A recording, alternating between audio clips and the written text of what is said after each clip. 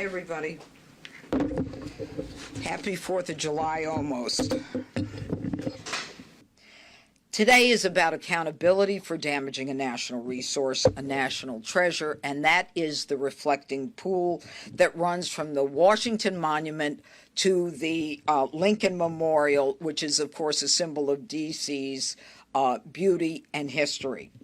Now, it was recently renovated with significant funds and investment.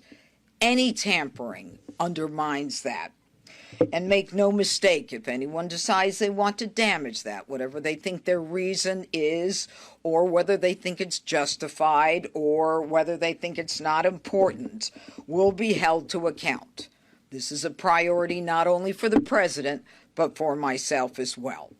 Today, a grand jury has returned a felony indictment against a defendant, David Hearn, for felony destruction of property, for which he faces 10 years in prison.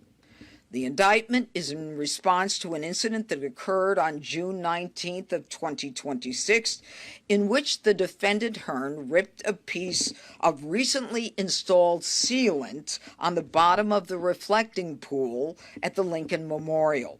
The evidence shows, and we will prove beyond a reasonable doubt, that Hearn willfully destroyed property at the Lincoln Memorial reflecting pool. This was a deliberate act to damage the reflecting pool at the National Mall that members of the National Park Service actually have worked hard to restore and have witnessed. By Hearn's own admission, on June 19th, he reached down into the pool. Our evidence further shows that the National Park Service employees observed Hearn actually forcefully and violently pulling up and removing the bottom liner with both hands. According to witnesses, Hearn damaged approximately 2 square feet of sealant from the bottom of the pool. A parks employee actually told Hearn to stop his behavior and stop what he was doing.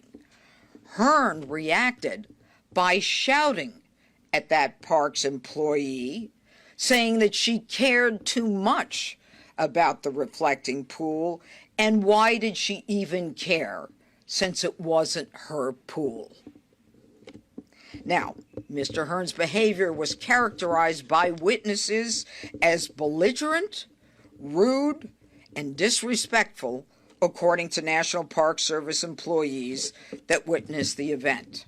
You know, I'm not going to get into the evidence, but what I told you is what our witnesses saw and experienced. There was an effort, a violent effort, to rip up the sealant from the bottom of the pool.